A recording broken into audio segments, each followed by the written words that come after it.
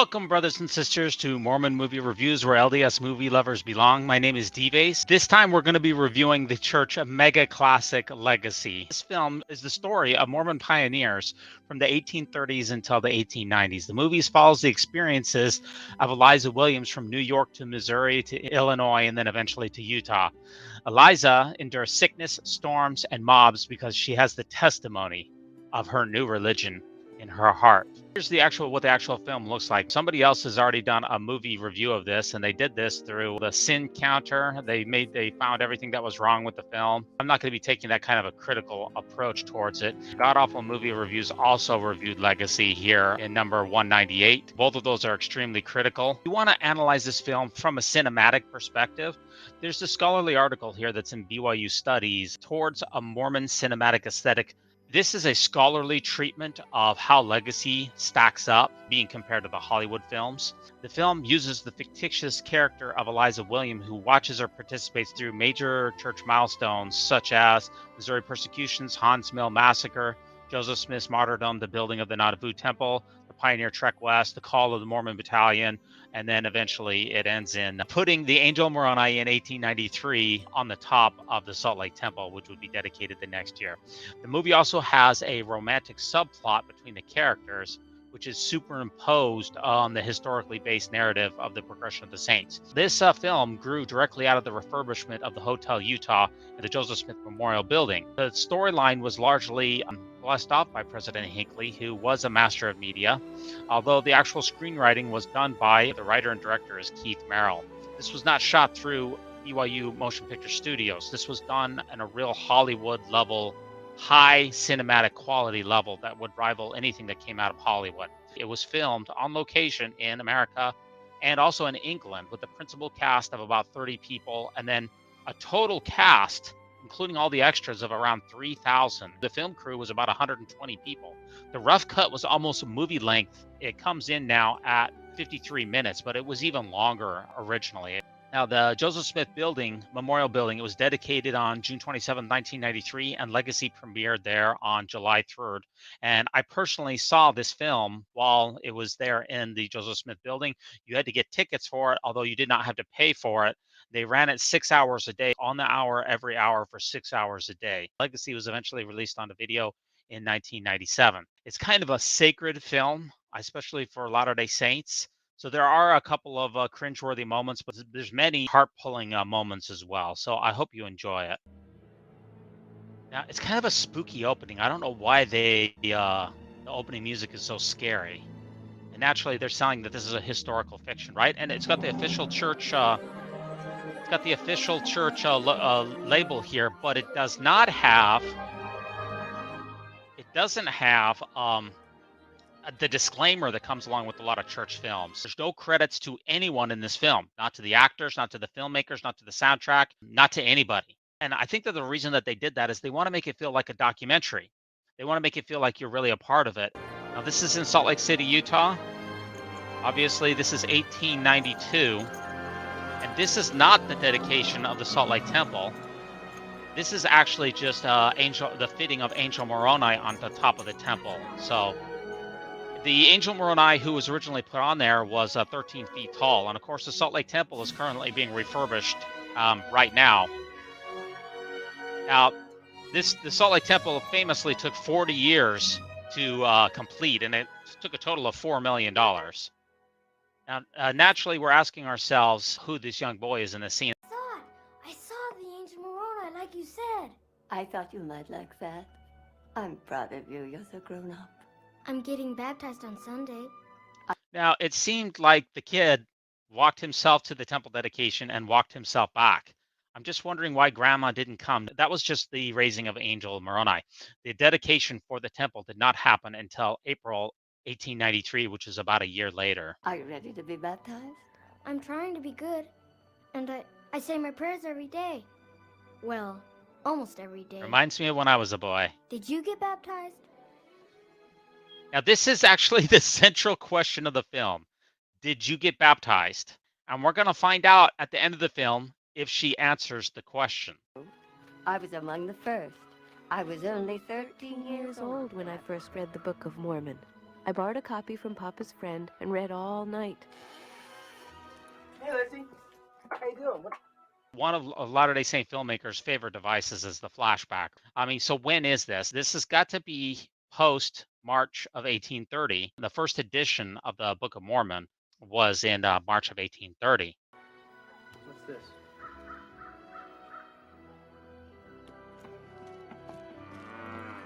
Who is the boy? That's the question.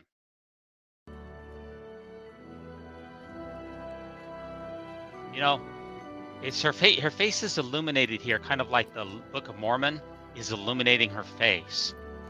And by the way, if she knew anything more about cows, she might want to read in a safer location, just saying. Would you get me more flour, please? We see the boy opening the door, so maybe we can learn a little bit more information about him. Oh, Johnny. See you. Okay, so now we know the boy's name is Johnny, and he appears to have answered the door somewhat rudely. We're starting to build a villain, or at least a foil here, very early on in the film. Joseph Smith, welcome to my home. I never imagined I would Jacob, actually meet the Molly, man they called the prophet, got so involved. but it was a moment I would never forget. Joseph Smith in the house, baby. Wow. That's quite an honor. Okay, so she must have been there at the very beginning. Of course, the church was organized in April of 1830. When I watched it back in 1994, I wasn't aware of Joseph Smith's polygamy and polyandry at the time, and so this scene, it was totally innocent and it didn't register for me. This is a little awkward seeing Joseph Smith interacting with a 13-year-old girl, knowing that he would eventually go on to marry in the early 1840s a couple of 14-year-old girls, because there is a polygamous connection between these two, and the filmmakers put us right into the middle of it, specifically when we get to the scenes of the burning of the Book of Commandments press. They're showing Joseph Smith as a servant, someone who helps others, who takes notice of seemingly insignificant girls. Hello, Eliza. I'm Joseph Smith. It would seem, Brother Morley, that your missing Book of Mormon is not missing after all. Okay, so take note here. Eliza did not receive her copy of the Book of Mormon from Joseph Smith. She already had it in her possession, apparently from Brother Morley, okay? That's going to come up later in the film. I would like you to keep it. I shall give Brother Morley another. The Lord has called us to a great and marvelous work, to establish Zion, a land of promise. Joseph Smith first mentioned of Zion is in Doctrine and Covenants, section 53. Revelation given through Joseph Smith the prophet in Zion, Jackson County, Missouri, on July 20th, 1831. Now, that is the first mention that I can find in the scriptures of Zion. This scene is supposed to be in upstate New York in 1830, so I think that is a slight anachronism. I first heard the prophet Joseph speak of a place called Zion, the New Jerusalem, a city where we would build our temple. I think this is the copy of the Book of Mormon, and then this is the copy of her Holy Bible. The New Jerusalem, a city where we would build our temple and live in peace and be of one mind. I want to be a part of Zion with all my young girl heart. You're not taking your chair? Now, you'll notice that this chair makes its appearance a number of times in the film, and if you listen to the music makes something a little bit special about this chair. Your chair? We in never the did get in the it woodlands. fixed. I said I'd fix it. Well, there's no time now. And every interaction we've had with Johnny has been crass. He's been against the Book of Mormon. He was rude to Joseph Smith, and now they're setting him up as a very slothful person. He was supposed to have fixed the chair, but he never did. In fact, the persecution is beginning. Why would God command us to leave? To find peace in our new faith. Well, it's not my faith. Please, change your mind. You Go don't even with know where us. you're going. We're going to Zion. You don't even know what that means. You're a fool. I'll have none of that. When the persecution has already begun, Johnny, gloomy music. Johnny, Johnny.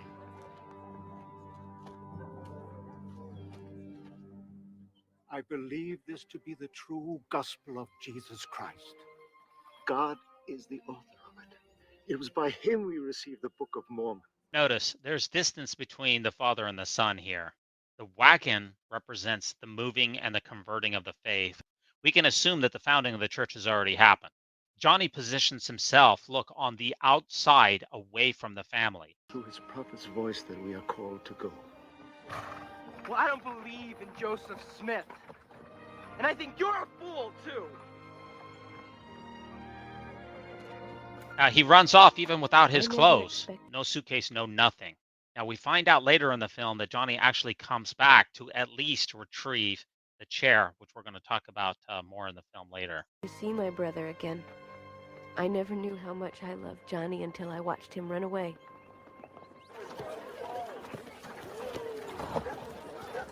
Unlike a lot of the other early church films, it includes dates and locations, which is really nice. Again, that's kind of the documentary feel. We followed Joseph Smith to Ohio and on to the far western edge of the frontier to a young Missouri town called Independence. To be gathered as a righteous people unto the Lord. That's what the prophet had said. And so They've moved from upstate New York now all the way to Missouri. That's a long way to go. Now, why did the Mormons want to settle in Jackson County, Missouri? If you think about the Indian Removal Act, which happened the year prior to this, basically you could go to Missouri, plant your crops, wait 2 years, and you would essentially own the land. I mean, it was a little more complicated than that, but it was kind of like the Oklahoma land rush that would happen like 1900. This is happening 70 years earlier in Missouri.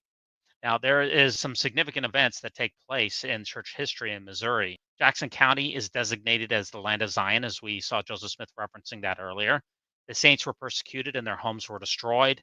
There was a printing press that was destroyed, including Charles Allen and Edward Partridge. They were tarred and feathered. And then the saints were eventually driven from Jackson County. So to us, Independence was more than the edge of the wilderness. It was the place we would build our home and establish our promised city of Zion. Here's the Williams family coming in. The church was supposed to build a temple in Jackson County, Missouri. And this is one of the few temples that the Church of Jesus Christ of Latter-day Saints has not yet completed there. This is the temple lot, the site that is dedicated, but no temple is constructed here. The Brighamite Church does not own the property for the temple. The Church of Christ temple lot is actually the owner of most of the property there. When I was about 16 years old, I remember going into the temple lot church there, and I was talking to one of the people there who does the open houses, and he kind of just looked across at me, and he's like, "Yeah, we got your land, buddy, and you're not getting it back from us."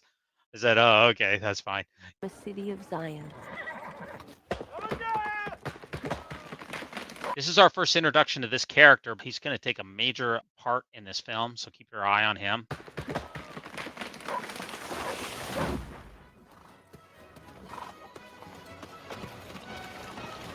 So they're clearing the land here. Daniel, did you have a good ride? Come here, give me a hand with this. The land that Joseph Smith purchased there in Jackson County, nobody really wanted it because it was pretty rough land. Now, here's a clever little filmic device here, which is going to take us forward a couple of years into the future. Now, it's called a match cut. It's an edit in cinematography that uses elements of one scene in the transition to the next scene. Aha!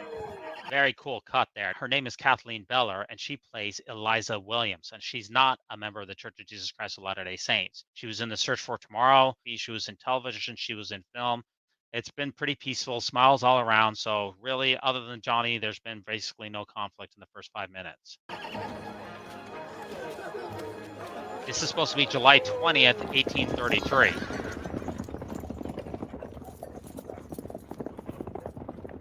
Years ago, half a dozen of these Mormons arrived in upper Missouri. The film kind of drops us into this mob meeting here, but what happened prior to the mob meeting? You have to fill in the blanks for the movie because the movie does not does not fill you into all the details. So W.W. Phelps published an article in the church's newspaper, the Evening and Morning Star, in Independence, Missouri, seeming to invite Black people into the state to become Mormons, and reflecting, quote, "In connection with the wonderful events of this age, much is doing towards abolishing slavery and colonizing the Blacks in Africa," end quote. That was not well received in Missouri. Outrage followed Phelps's comments, and he was forced to reverse his position. He eventually said he was misunderstood and that free Blacks would not be admitted into the church. His reversal did not end the controversy, and Missouri's citizens accused Mormons of trying to interfere with slavery. The church denied such claims and began to teach against interfering with slaves and more pro-slavery rhetoric because Missouri was a slave state. Some slave owners joined the church during this period. However, this did not end the controversy, And that is what is leading to the conflict here. Now they number 1,200. They are superstitious and opposed to slavery. Right. And how about that Joe Smith speaking to God and his angels? I love that this mob is kind of unruly, except for this one guy who just gets his little moment, his little cameo. In no time, you will have a Mormon sheriff and Mormon judges. We propose this declaration. No Mormon shall move and settle in this county. Their leaders shall prevent any further immigration of their distant brethren. The Mormon printing office shall be closed. Okay, now this is like 3 days later. The mobs are flooding the town. This declaration that we saw in the mob meeting, which is kind of an apocryphal meeting, it's basically a declaration. It was not a legal law. It was more of a mob rule proclamation. Now, during the mob attack, they end up vandalizing a store and destroying the printing office. Now, when I first saw this film, when I went back and reread it here, I really thought that this individual was supposed to be Edward Partridge because he plays such a central role in Independence.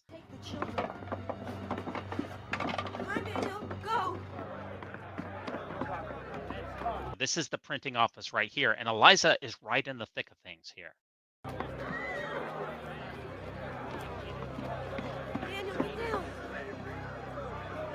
Gentlemen, please, gentlemen, there must be some way we can resolve this peacefully. He's taking the lead role on the Mormon side. Makes me think that he's supposed to be portraying Edward Partridge here. The Evening and Morning Star was an early Latter-day Saint, a newspaper that ran from June 1832 to July 1833. He reads it. This is impossible. Boy, he read that paper pretty fast, didn't he?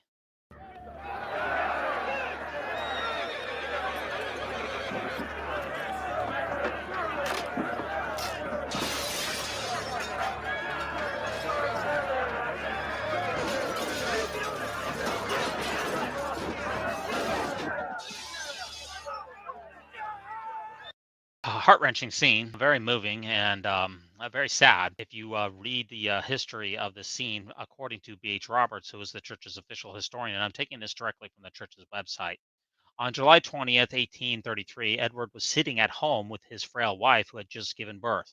3 mobsters burst in and dragged him into the bedlam of the street and then into the square where they had already taken Charles Allen. A mob of 300 demanded through their spokesperson that Edward and Charles either renounce their faith in the Book of Mormon or leave the county. Edward Partridge responded, "If I must suffer for my religion, it is no more than others have done before me. I am not conscious of having injured anyone in the county and therefore will not consent to leave. I have done nothing to offend anyone. If you abuse me, you are injuring an innocent man." And quote, the mob then daubed Edward and Charles from head to foot with hot tar containing pearl ash, a flesh-eating acid, and they threw feathers that stuck to the burning tar. It is a horrible method of torture. So if you look at the mobster here on the left, this guy, he's putting acid directly on Jacob here with his bare hands. No, that's not how it works. No wonder we're told to avoid anti-Mormons in General Conference. These guys are morons.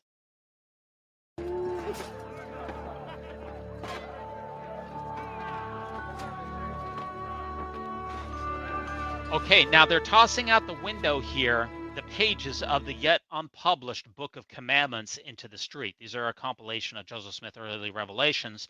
They would eventually become the covenant part of the Doctrine and Covenants. According to the historic record, 2 girls, Mary Elizabeth and Carolyn Rollins, they ran up and gathered up as many of the pages as they could. They were chased by men from the mob until they ended up being in a cornfield. You don't get to see the 2 girls who scoop up the record, but Eliza is right there. It seems to be putting Eliza right into the shoes of Mary Elizabeth Rollins Lightner, who's the one who famously saved printings of the Book of Commandments. If you have a first edition of the Book of Commandments, it is worth even more than a first edition of the Book of Mormon.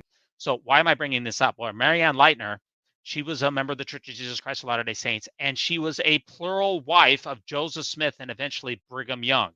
And she's credited with rescuing the papers that were of the Book of Commandments, like I said.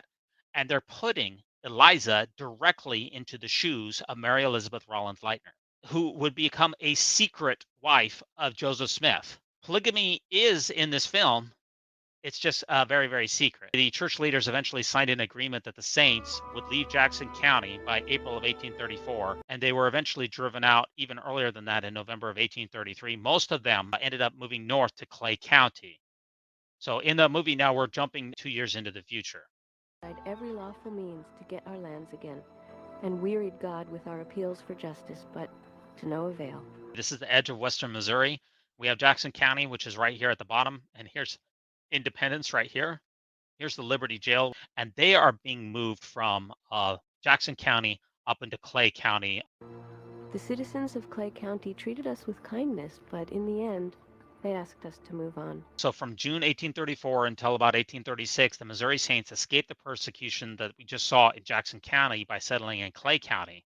Now, through the efforts of Alexander Donovan, who was a famous general and a lawyer, Ray County, Missouri was divided into two new counties named Caldwell and Davies, and the Missouri legislature created Caldwell County as a place for Latter-day Saints settlement in the state. The Saints were permitted to establish a community in far west Caldwell County, approximately 60 miles north of Clay County. This time, Mama did not go with us. Unfortunately, Eliza, William's mother, died in Clay County. We started over once again. But at last, our endless petitions... Now, this is the city of Far West, Missouri. In 1836, Latter-day Saints, they established a stake in Far West, Missouri. About 1838, it was home to almost 5,000 saints. Unfortunately, they were forced to abandon the place about 2 years later. Remember, there's also, and this is not what is not shown in the legacy film, is that there's two different headquarters of the church at around this time. There's the headquarters in Kirtland, which is where Joseph Smith mostly was, and then we have the headquarters here, which is in Far West, Missouri.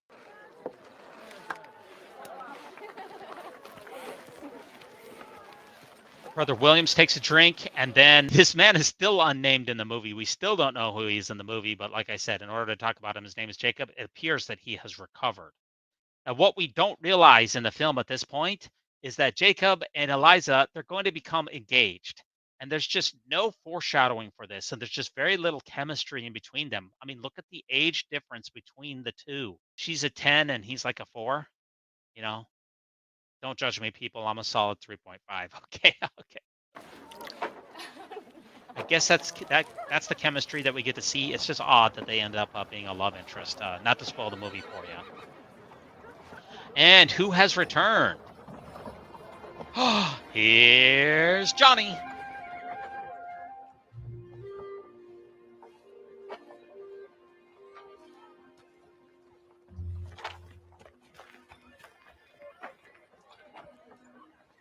And who is this new young woman here?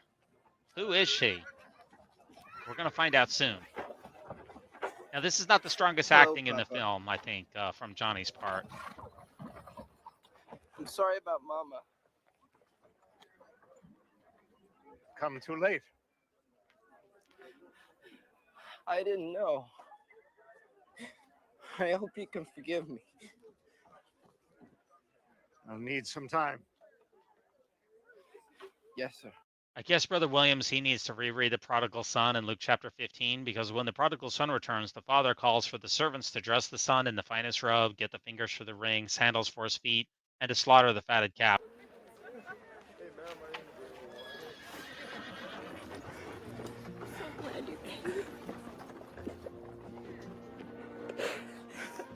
I can't believe how grown up you are. Eliza, she's gotten big. Johnny, he hasn't aged a day. It's funny how that happens. You've gotten so big, I've hardly recognized you. Yeah, and he hasn't aged a day. Sexism in Hollywood right there for you. I want you to meet my friend, Sister Catherine. Sister This is my Catherine. brother Johnny.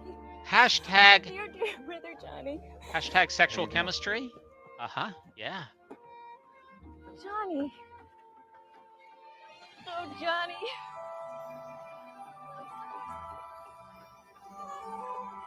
I'll finish it for you now. It looks like after Johnny ran off 12 years ago, he came back to get his stuff after all, but he didn't bother to fix it before he hauled it across the wilderness. No, finish it for Mama. We're still in Missouri.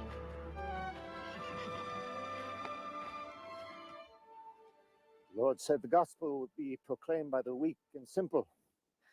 This surely proves it. Okay, so it looks like Brother Williams is going on a mission, which is pretty common for that time. You make a fine missionary, Papa. I'll do whatever the Lord asks me to do.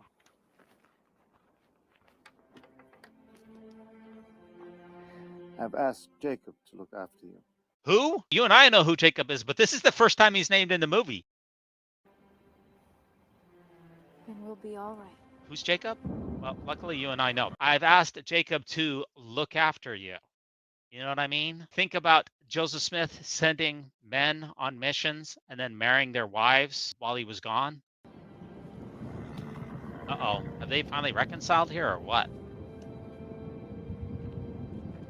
Yeah, Jacob's going to take real good care of Eliza. You know what I mean?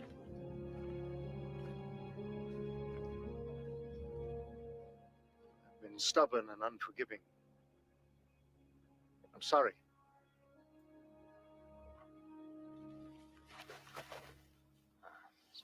A touching scene of reconciliation. Don't just up and join the Mormon church because of a pretty face. Don't just up and join the Mormon church. This mission is not off to a good start. Whatever happened to Flirt to Convert? Now I'm starting to realize why this film was taken out of the Joseph Smith building. Mormon church, major victory for Satan. Yes, Papa. He asks Jacob to watch over his family while he's on a mission and then moves in on Jacob's oldest daughter. I wonder where Jacob could possibly have learned that idea from. Hard to say. God moves in a mysterious way, but watching Papa go, I could never have imagined the way his mission would change my life. It's kind of interesting, Western England. That's a pretty large area. It's a pretty big area. I guess we're supposed to be in Liverpool, though. Now, here's our first look here at Marcus Gilbert, who is playing David. Marcus Gilbert, he was born in 1958 in Bristol, England. He's an actor known for The Army of Darkness, Rambo Part 3, and Uncle Silas. And let me tell you this, he can haul my stone anytime. Wow. For the truth for many years. When did the church begin proselytizing in England? The first missionaries were sent abroad by the church. They arrived in Liverpool in July of 1837. That was only 7 years after the church was founded and 10 years before the first Latter-day Saint pioneers would settle the Salt Lake Valley in 1847. 7 missionaries were sent, including 2 members of the Quorum of the 12 Apostles, because originally the apostles were proselyting and their jurisdiction was outside of the stakes of Zion. And we're going to see a recreation of this harbor scene here in a moment. Many are kept from the truth only because they know not where to find it. He's quoting from Doctrine and Covenants, section 123, verse 12. And that was revealed on March 20th, 1839. And it would have taken at least 6 weeks to get to where we are right now. So we can date the scene pretty accurately, I would say. I myself have looked for the truth for many years. There are many who are kept from the truth only because they know not where to find it. But how can you claim to know the truth? He is called a prophet, a Moses in our day.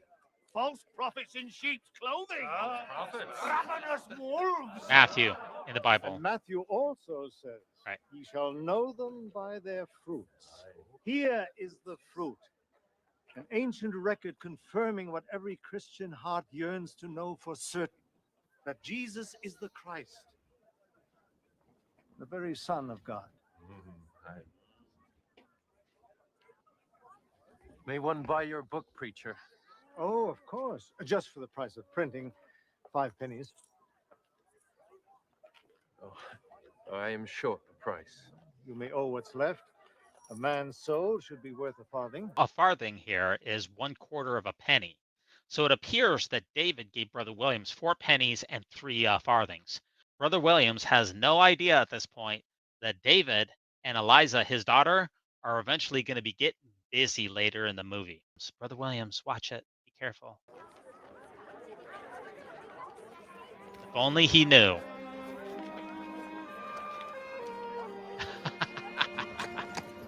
I don't want to warn him. I want to see it.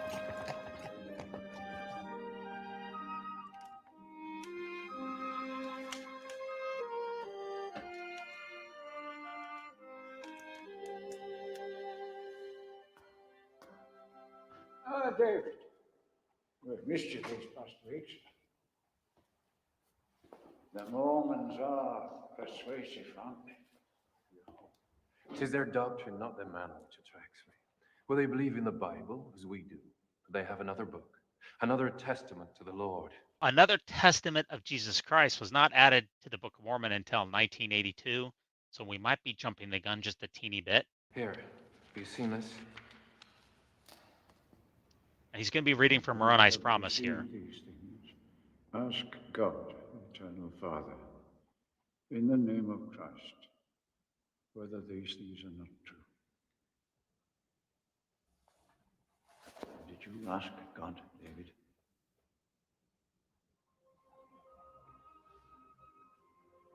I feel as if I should join myself with them. The faithful have looked a long time for a renewal of the ancient faith, David. Perhaps the time has come. I believe God can speak to men. If your heart tells you it is his true church, then maybe he's speaking to you. Now, this is an extremely progressive preacher. He's a far cry from the sectarian minister in the pre-1990s temple endowment. And Jesus seems to be looking down here at David, seemingly blessing his decision to join with the Latter-day Saints. On Sunday last, 17 souls joined themselves to the body of the saints by baptism. Among them is a fine man named David Walker, whom the Spirit of the Lord has truly touched. Now, she must be reading a letter here from her father, Father Williams. And we also get to learn David's full name for the first time, David Walker. I love you all. If trouble continues, remember there must be opposition in all things, that righteousness be brought to pass. She's quoting here from 2 Nephi chapter 2, verses 11.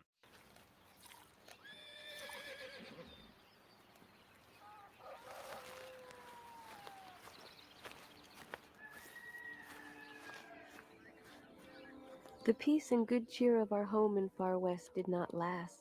Oh, The no. harassment from the mobs had come again. Oh, no. Revenge is not the Lord's way. But some of the brethren were determined we not be driven out again.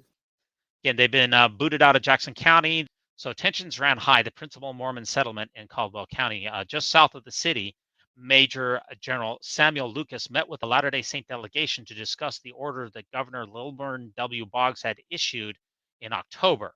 Quote, the Mormons must be treated as enemies, must be exterminated or driven from the state if necessary for the public peace, end quote. Although Lucas commanded 3,000 Missouri militiamen and had the governor's order in hand, he desired to resolve the crisis without further bloodshed. But Lucas was firm. The Latter-day Saints as a body would be required to depart Missouri or face the consequences. My brother Johnny was among them. The rumor is unconfirmed, Major, but I have heard those Mormons are raising an army against us. And he's talking about Zion's camp here. Take this to General Clark at Far West. He is to proceed with all possible speed. The Mormons must be treated as enemies. Fenton Jennings is playing the part here of Governor Boggs. He is best known for playing Peter Pettigrew in Harry Potter. And the film does a pretty good job of making it look accurate history there. That's what it actually looked like. We don't get to see anything about Danite secret societies. We don't get to see the Battle of Crooked River. All of the Mormon acts of aggression, they don't make the cut into this movie for some reason. It just seems like a one-sided slaughter when that is really not as accurate as it could be. They must be driven from the state. Or, if necessary, exterminated.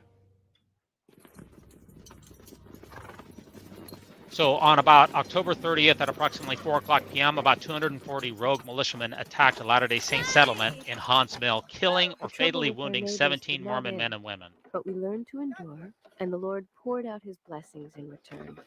Johnny married Catherine and settled on a creek near the city of Far West at a place we called Haun's Mill.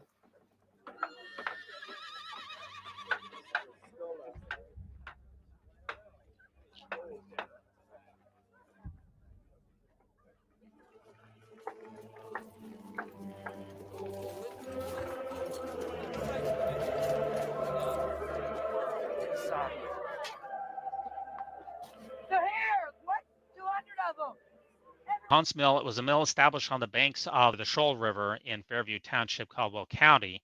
Haun was the son of a German immigrants to Canada who settled in New York. He wasn't a member of the church, but it's named Haun's Mill because it was founded by a man named Jacob Haun. Hey! Get in the woods! Johnny's gonna try to fight.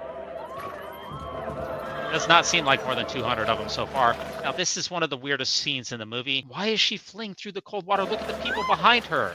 There's plenty of other ways to go rather than going directly into the cold water.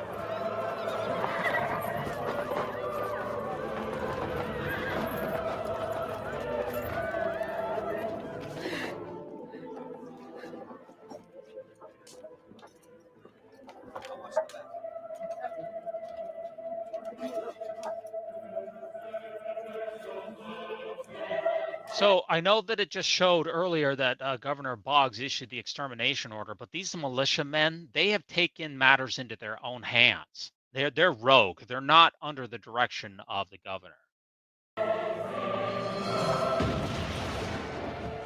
They're holed up in the blacksmith shop.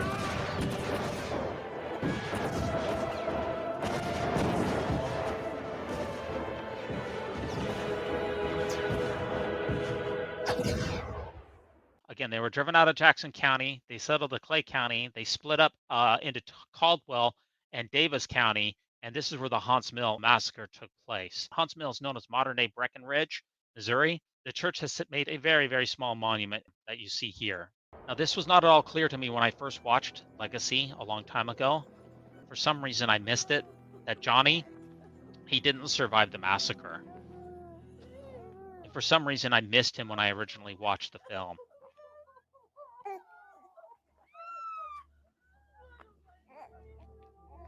Very sad. I'm going to try to make it through this movie without crying, but there's a lot of moving parts. So we'll see if I can make it.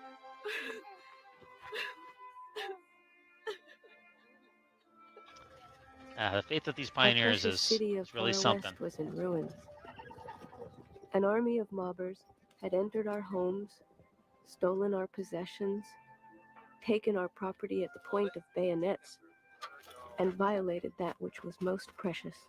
Okay, so we can date this particular scene to about 2 months after Haun's Mill. This is probably December of 1838. Now, between January and March of 1839, most of approximately the 8,000 to 10,000 saints living in northern Missouri, they abandoned or sold their lands, homes, and the majority of their belongings were evacuated.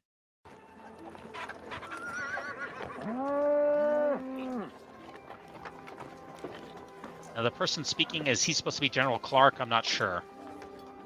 This treaty provides that you leave the state forthwith. This is one of the most controversial shots in the film. Some people postulate that this woman here has been put into blackface. I mean, I don't know if that's the case. I'll leave it up to you as the viewer to judge. No mercy. I will ensure that the governor's orders are carried out. As for your leaders, you will never see them again. Joseph, Hiram, Sidney Rigdon, Lyman Wright, and a couple of others were imprisoned in Clay County Jail, later known as Liberty Jail in Liberty, Missouri, while they were awaiting trial on charges of treason. Because this is all stemming from the Mormon War. There's actions that are being taken place on both sides of the conflict here. We're not privy to see any Mormon hostilities or any Mormon infractions.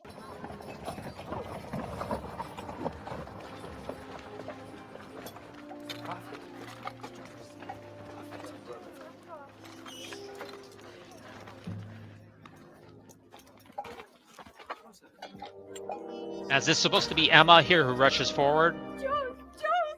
I don't know. Heartbreaking. And this film, it's showing the relationship of Jacob and Eliza. Look, this is not... There's no Zion, is there? It doesn't exist at all. It doesn't seem like a romantic relationship. It really seems like Jacob is put more as a protector in the film rather than a love interest. I don't see the chemistry between the two. We retreated. We were beaten. We traveled back the way we had come and took refuge in a sick-infested swamp on the Mississippi. Our leaders said it was to gain our strength and go west again to build our city of Zion. But I did not believe them. So this is probably dating this scene probably between April and July of 1839. The film skips how the Saints, when they were expelled from far west, they actually had to hole up in Quincy, Illinois for a period of time before finally settling into Commerce.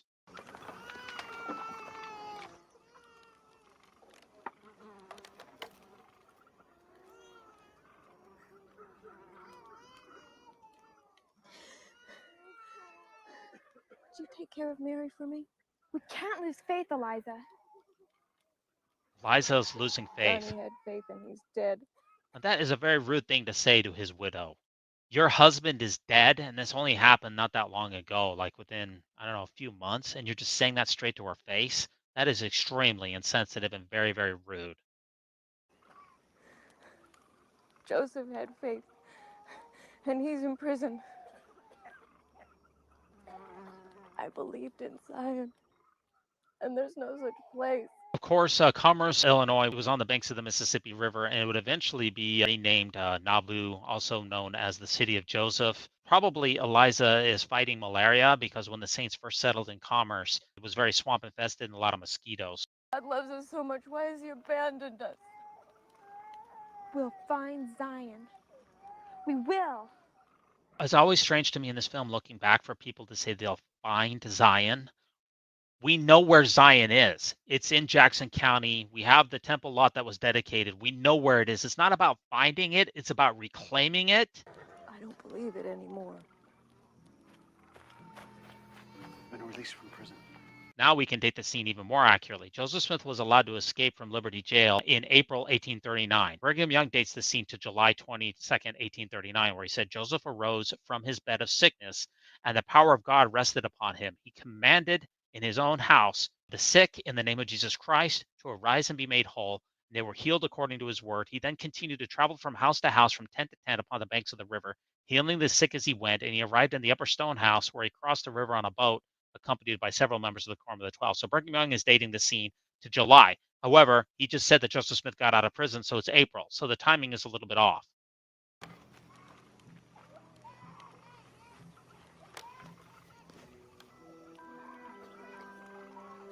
You look quite like the way I feel. Remember, Joseph Smith was sick. Do you have faith to be healed?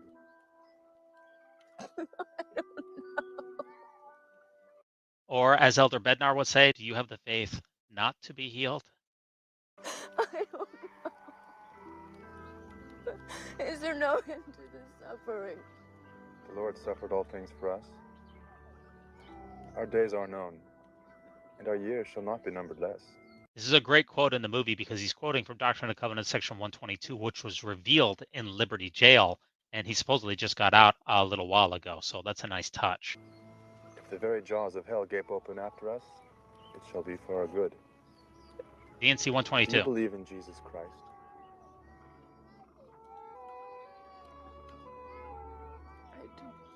I do. But is he truly mindful of us? Again, Jacob is like a father figure. He's not a romantic interest. Eliza Williams, in the name of Jesus Christ, arise and be made whole.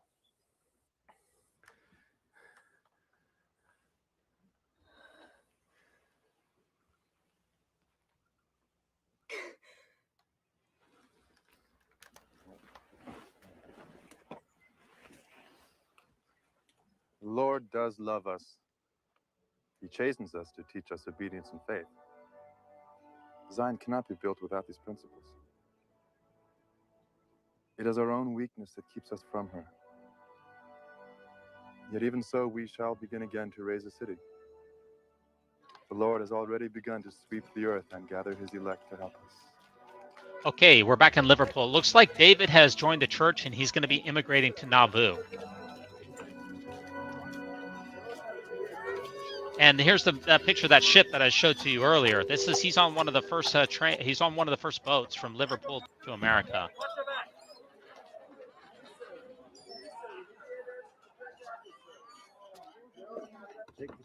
Does he look like Bilbo Baggins, or is it me? I could be wrong. That'll be a private court. One Father, David Walker. John. But what about interest? I mean, we're never going to build Ensign Peak at this rate.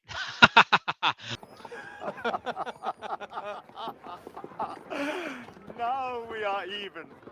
No. I will forever be in your debt, John. Welcome aboard, Lionel. All right. Looks like the city of Joseph is really taking shape. Truly, Joseph Smith was a prophet of God. Eliza's testimony has returned. Within 3 years, our beautiful city of Nauvoo rose like a miracle from the dreary swamps of commerce. It became the largest city in the state of Illinois. It did not become the largest city in Illinois until 1844. Nauvoo was built and financed with an extraordinary amount of debt. So maybe it's not quite as miraculous as we might hope. Brother Williams is back from his mission, and he's brought fresh meat with him. David Williams. This is kind of some bad lip syncing here.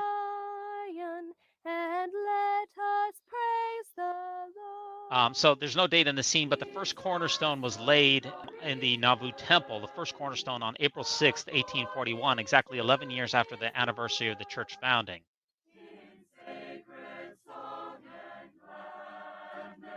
So Father Williams, he was on his mission for over 3 years. That's an incredible faith and sacrifice.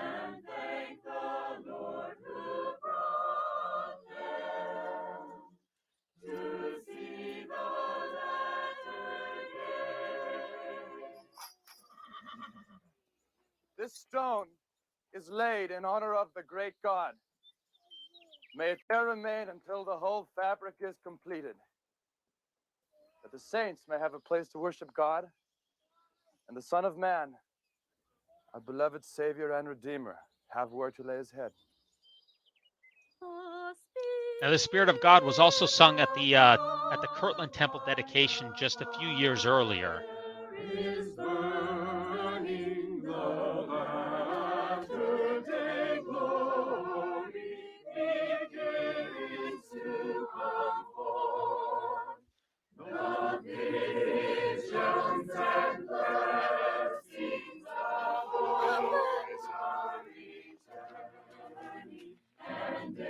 This is Johnny. The Lord has blessed us. Where's Daniel? He's off to work on the river. He's with a good captain, I mentioned. How could I ever thank you, Jacob? I have more Okay, thanks here than I we deserve. go. Eliza David. consented to be married. Oh, Papa? Jacob and Eliza are engaged. I'm so sorry. This is David Walker, Eliza, Mary, Catherine, and Jacob. You have a fine eye for beauty, sir. Oh, he's starting it early.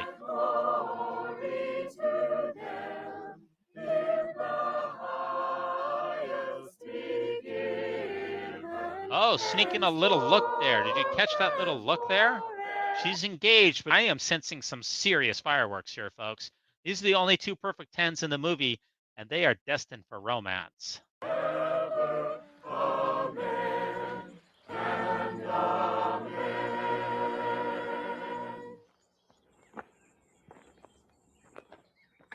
Excuse me, sir. My name's David Walker. I'm Joseph Smith, Jr.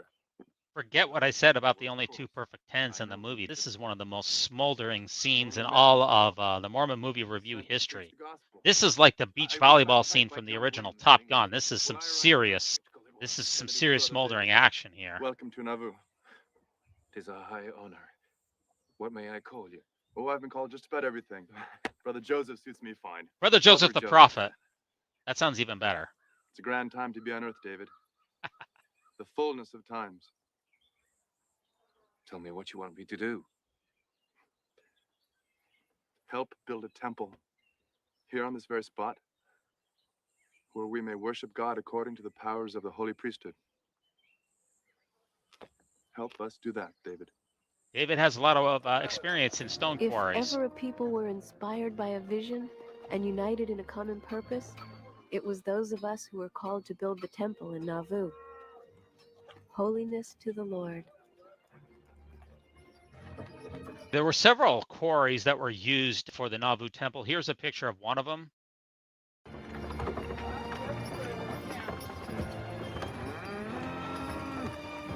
Now, most of the rest of this section is all about the romantic subplot.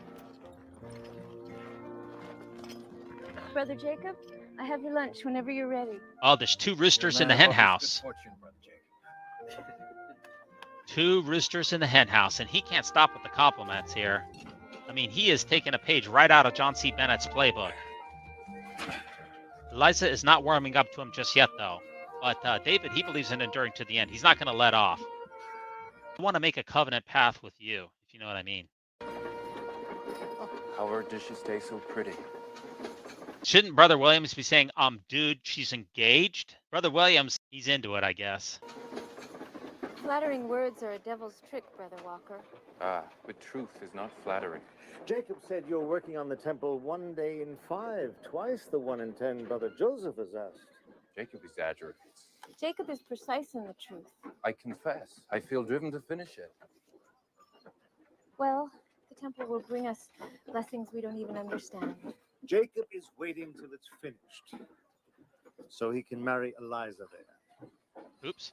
Or perhaps I will slow down and work just 1 day in 10. Best line in the movie. Brother Williams cracks a smile to that, but Eliza, she is an ice queen. Look at that. Not going for it. It's sad that the Nauvoo temple would only be used for about 3 months after its completion. On the cross cut. Aye. Elder John. Now, smart move here by David. He's getting in tight with Eliza's father against his romantic rival. Nice. Smooth move. And Brother Williams, he's on board with it. Look whose side he's on. No, are you quite able with your hand? What happened to his hand? Was this from a deleted scene? We never get to find out what happened to his hand. Shall we have a small wager? I avoid intemperate habits when I can, Brother David. Of course. Well, a prize then for the winner between us. First turn with Eliza at the dance. How do you spell chauvinism? Brother Hiram.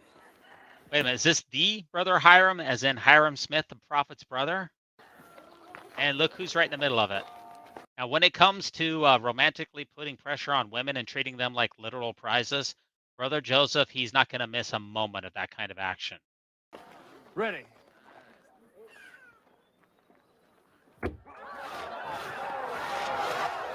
Now, she's just been informed, hey, yo, you're a piece of property here. And she's shocked, but she's intrigued. Oh, man. She can't bear to watch. Now there, she just gives a glimmer of a smile here. By the way, this is an extremely strange bet. If Jacob loses, David gets the first dance. But if Jacob wins, he gets what he already had. He's not gaining anything from this bet. Now, I guess Eliza, she could leave if she didn't want to be a party to this, right? But she doesn't. She sticks around. And how about a smile? Do we get anything? Competitors are now dancing, minus Jacob. He is lost. Jacob, you might as well pack it in, buddy. And finally, Eliza gives a smile. It's about time. The funny thing is that Jacob, he doesn't even know that it's over. Once a Mormon woman smiles at you, it's all over, baby.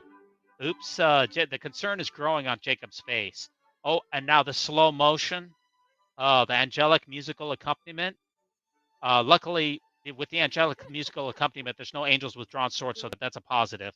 But she looks absolutely gorgeous in the scene, by the way. In fact, they both do. The crazy part about this whole story is that Jacob, he didn't even take her home.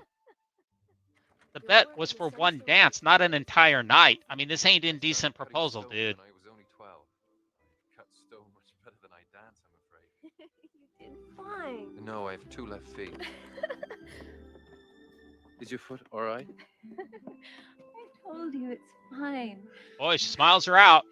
I would like to call on you again. I'm engaged, buddy. No. We mustn't even discuss it. Eliza, I would have you for my wife. You remind me of Johnny. He's trying to come on to you, and you're talking about your brother? In 1841 Nauvoo, secret illegal polygamy might be okay, but incest is where I draw the line. Polygamy in Nauvoo, it works one way. One man with multiple women, not one woman with multiple men. Get it straight. You may need to reread Doctrine and Covenants section 132. Well, I've little to offer, but these hands. Is there anything more romantic in the world? I think I am falling in love with David. My faith in the Lord. Oh. And a promise to cherish you with all my heart. We can just ignore his And weird no way accent, make you which is laugh. inconsistent. I can look past that. We can only be dear friends. I'm sworn to Jacob. But I don't think you love Jacob. He was like a father to me when I had no one. Well, Jacob's like a father to everyone. Don't speak ill of him. He's the kindest man I know. Marriage is a grand reward for kindness. First, when he's hitting on her, she says that he reminds her of her brother. And now Jacob is like her father. When it comes to romantic relationships, the idea is that you're supposed to look outside your family. But love is kindness. By the way, there's a big height difference between the two, and whenever they have these close-up scenes, they have her standing on a block to reduce the height difference. It's unselfish, it's long-suffering, it endureth all things, it...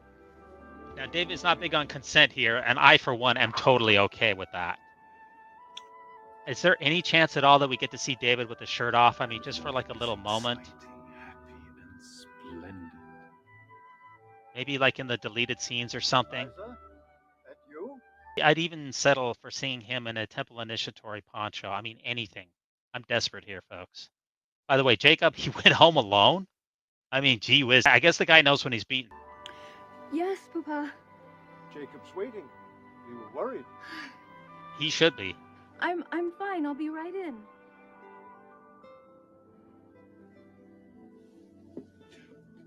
With the pain, the suffering, and the patience, God also allows us joy.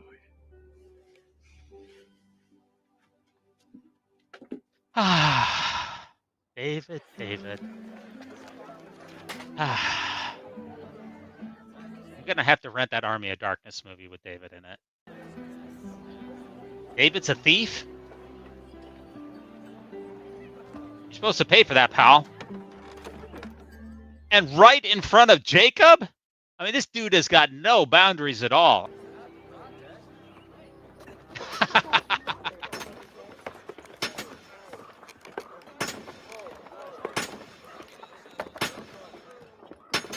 Okay. Well, here we have it. We're finally going to have a face-off here.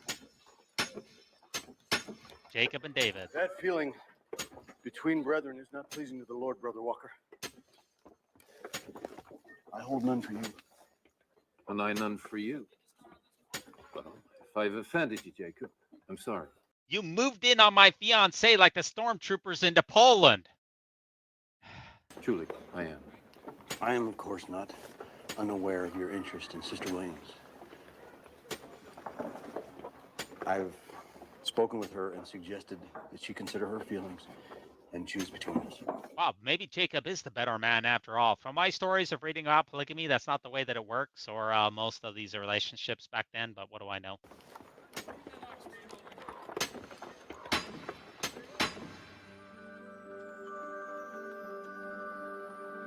Eliza is pondering her suitors. One of the benefits of being a 10, I guess, right? I wouldn't know.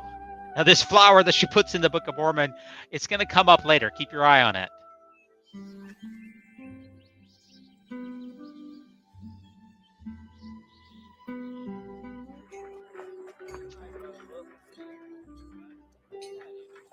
Now, this is incredible. Jacob here, he truly is the better man. He drops off his fiancée to another man, helps her get out of the wagon.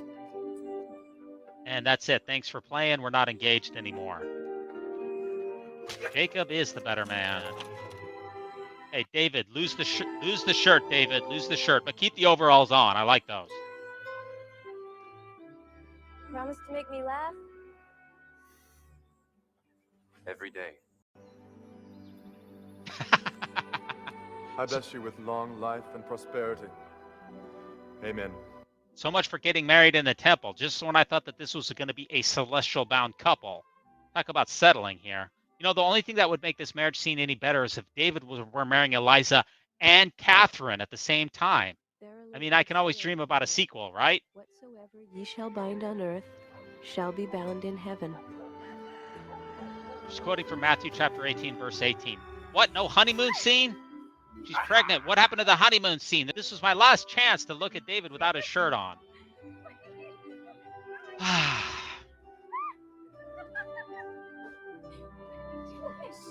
Step up. Again, David's not big on consent here. He's just blindfolding her. Hey, and guess what? Guess what we see here? The chair makes its appearance again, and this time it's got a sunstone on there, certainly carved in by David. It's been carted all over the country. This chair is like the sisterhood of the traveling pants. It goes everywhere with them. Mama would have liked you, David Walker. You're laughing.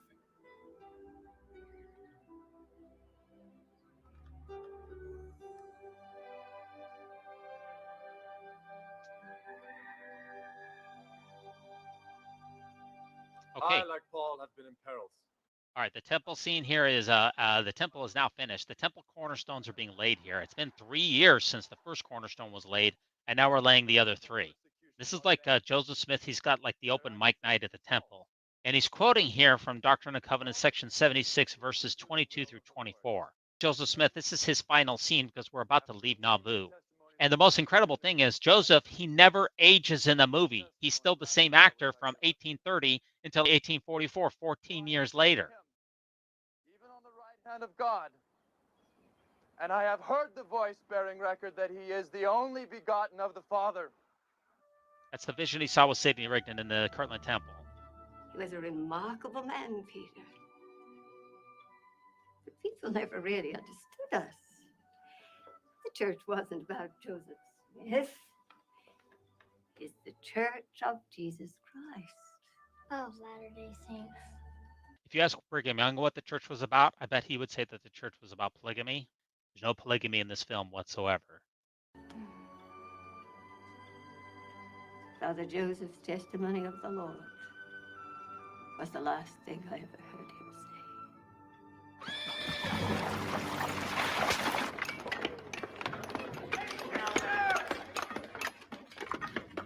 They killed him! Joseph Smith has been murdered at the Carthage jail! Prophet's dead. Don't forget that Hiram was killed too. Why are there so many women here at this quarry? I mean, I don't understand. And notice their height. Look at the giant height difference here.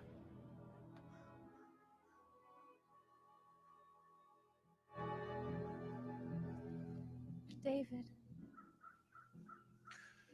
I was not prepared for how it would end. It hasn't ended. It only ends if we lose faith. He held an army at his command, yet he allowed himself to be taken. His vision exceeded ours. He's speaking of the Nauvoo Legion there that Joseph Smith crowned himself as the Major General over. You know what he asked us to do.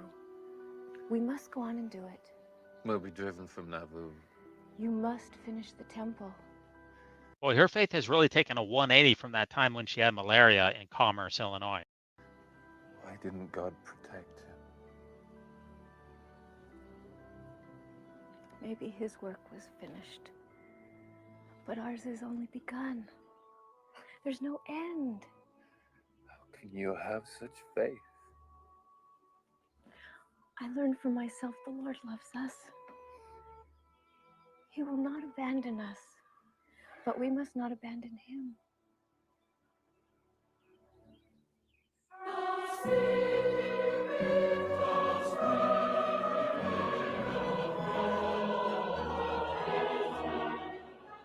I can only imagine that the music here is being provided by the Mormon Tabernacle Choir.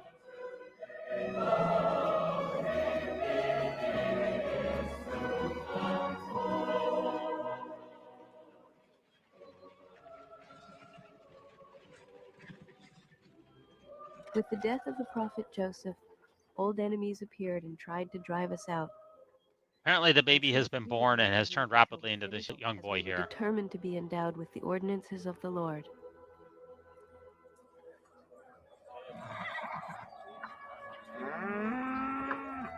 The time of the Exodus had come.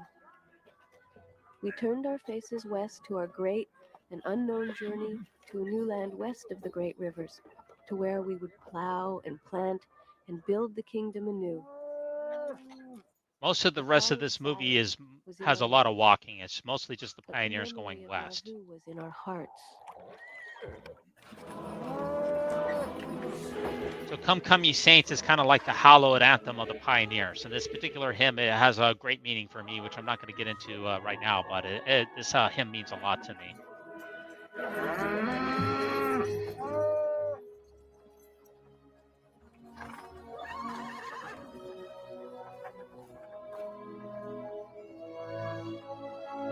Some of the most heart-wrenching scenes. Hopefully I can make it through this last bit of the movie without breaking up. My pioneers, especially on my father's side, the pioneers, I have pioneer ancestry and stock in my veins. Specifically for my father's side, William Pitt came across the plains as my great-great-great-grandfather.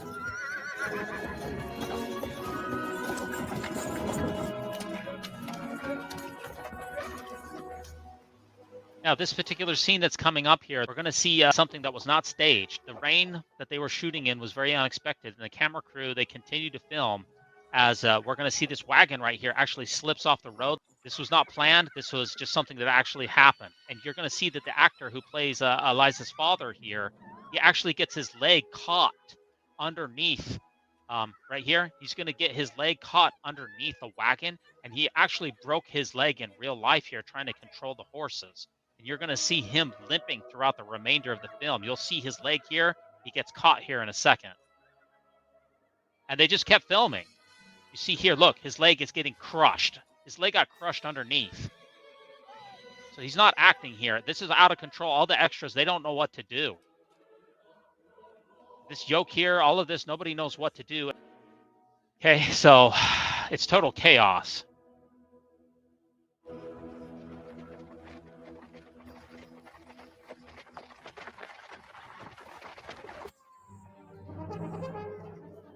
Okay, so we're in Council Bluffs, Iowa. We're following the Mormon Trail here from Nauvoo, Council Bluffs. We're following basically most of the path here of the North Platte River.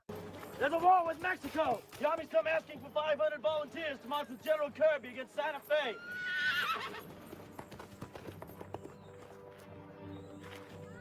Well, they are in the thick of absolutely everything, aren't they?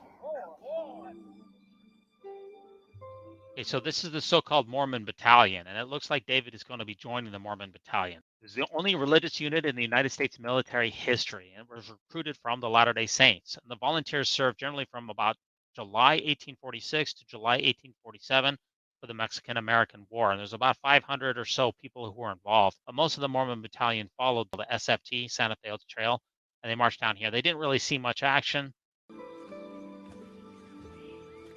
I'll miss you. After tribulations cometh the blessings. Is there an end to tribulation? This is a really wide shot for some reason. And it's also, in my opinion, a little bit awkward that they brought the child into here who has no lines. I wish I could see close-ups to see more emotions on the actors' faces. Now, Eliza here, she's quoting Doctrine and Covenants, section 58, verse 4, and also quoting section 121, verses 7 through 8. So these folks are very familiar with their scriptures, and they're very devout, obviously. Love you. Now, David gives his son a little token here. It appears to be a rock hammer. We shall be going the fall.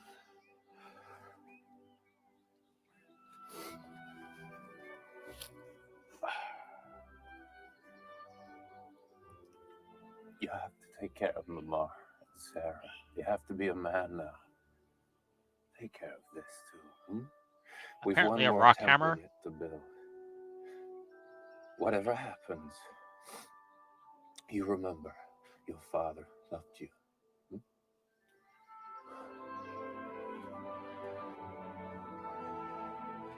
It may be in Zion when we meet again. If we ever meet again, it'll be Zion to me. I don't think anybody who hasn't gone to serve their country in the military can really understand the emotions that are present, that are represented in the scene when you say goodbye to your loved ones for potentially the last time as you head into harm's way. So it's an incredibly moving scene.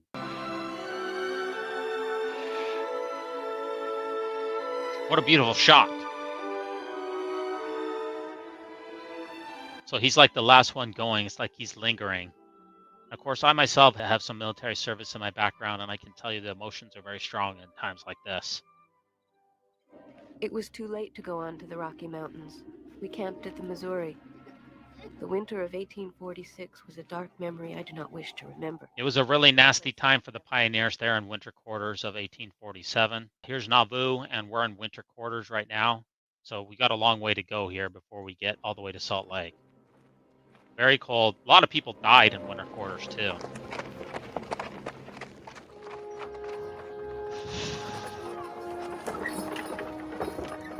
All right, so it's early spring 1847. Eliza has been in almost every important Mormon event since its founding. Just incredible here.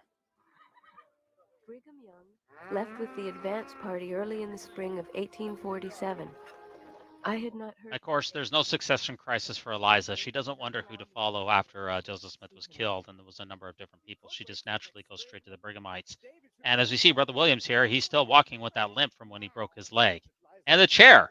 We still have the chair. It's still making its rounds here. Along as baggage. Damnations, Liza. If you're so set on going with Polly, then I'll stay back here. God has not brought you over so many years and so many miles to leave you at the edge of the wilderness. Mama wouldn't let you stop. Neither will I. I'm not able on my own. Then I will carry you on my back. I'll drag you behind an ox if I have to, but I'll not leave you behind, and I'm not going to stay another day in this miserable place. Who raised you anyway? Papa, it's so close. I can feel it. Zion is waiting. Zion is still in Jackson County, Missouri. Let's help God keep his promise.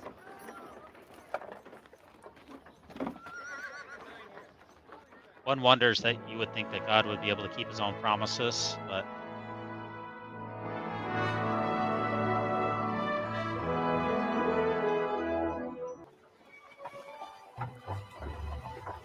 maybe we're crossing the Sweetwater. This is an odd shot here where they all come up at the same time. Kind of odd how they did that.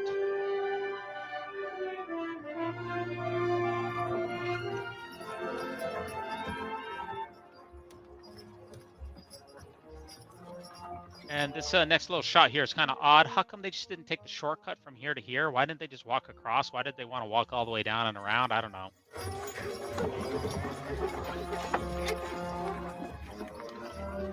Now, this next scene here is based upon the legendary, there's a lot of legendary pioneer stories that are faith-promoting stories. And this next one here is based on the story of Mary Fielding Smith, who walked across the plains, and her ox was not feeling well. She blessed the ox, and then it was able to recover. And this scene is taking a page right out of that. But it isn't enough. I've hauled my family 500 miles across the wilderness. I've done whatever I had to do. I can't pull the wagon. Oh. Dear God, I know you've blessed my family and are surely weary of my endless prayers. You healed me. I know you can heal this ox.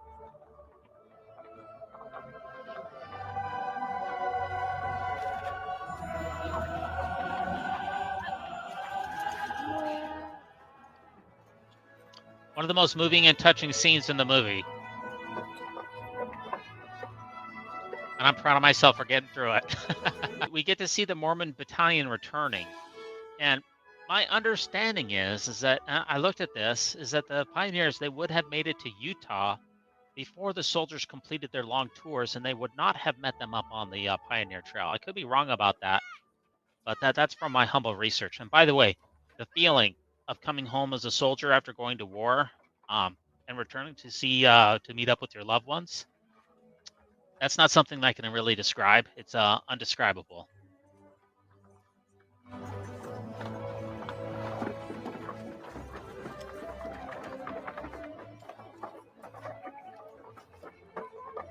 Now, David's son here, he shows his father the rock pick.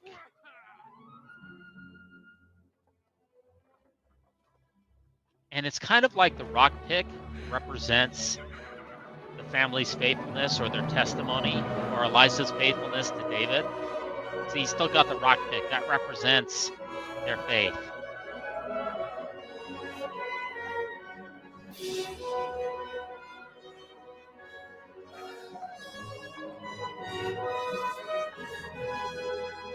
We're going to leave the flashback and come back to the movie setting of 1892.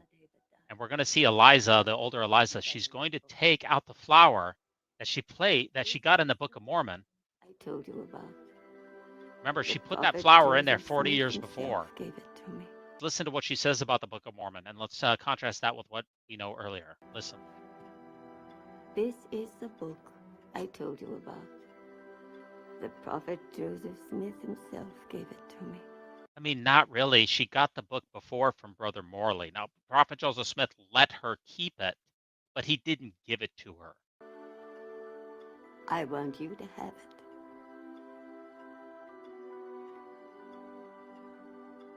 She takes the flower out. It kind of represents her love of the Lord, her love of the gospel, and her love of the Book of Mormon.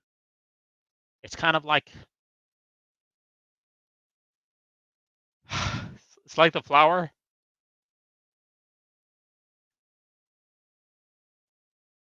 represents a legacy of faith that never died.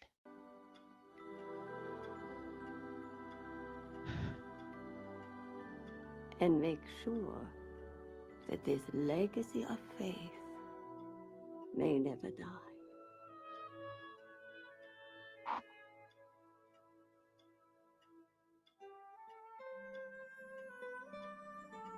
Right after the scene, the boy, he goes to have the same conversation with grandma number 2, 3, 4, 5, 6, 7, 8, 9, 10, 11, and 12, because he's from a wealthy family, no doubt a polygamous family. In the first scene of the movie, how did this flashback begin? The boy asks his grandma, "Did you get baptized?" She never answers the question.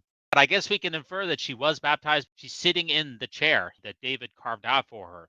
So this chair is the continuity of the movie, and it ties the whole movie together. This film, it skips everything that has to do with Kirtland. It doesn't cover any of the schisms of the church, any of the succession crisis. It really sanitizes the Mormon War, very much so. We never get to see why Joseph Smith is arrested for treason. And it never once shows any Mormon being the aggressor. There is absolutely no polygamy in this movie. It never existed according to this film, even though it was a central reason to why Joseph Smith was killed and why the Saints felt the need to leave Nauvoo. I've seen a couple of sources here that say that it was shot on a 65 millimeter cameras or 70 millimeter cameras, but eventually it was released on a DVD by the Church of Jesus Christ of Latter-day Saints. This was the largest scale movie from the church to date, and maybe one of the most beloved church films of all time. I thought I'd be able to make it through without having the emotion, but I wasn't able to do it. Now, if we were watching this film right now in the JSB, the missionaries would be coming in right now to share their message. That's what this dark screen is with the music. There is absolutely nothing that replaces watching this film in Temple Square with other Latter-day Saints. And because it has now been retired as a treasured memory that simply, it cannot be duplicated, because we'll never be back in that JSB building again watching this movie. So it's a treasured memory for me. Now, Legacy, it was replaced in the Joseph Smith Memorial Building in March of 2000 by the Testaments of One Fold and One Shepherd. Legacy, it ran for about 6 years. Thanks again for joining Mormon Movie Reviews, where LDS movie lovers belong. Drop us a like, drop us a subscription, drop a comment. So long.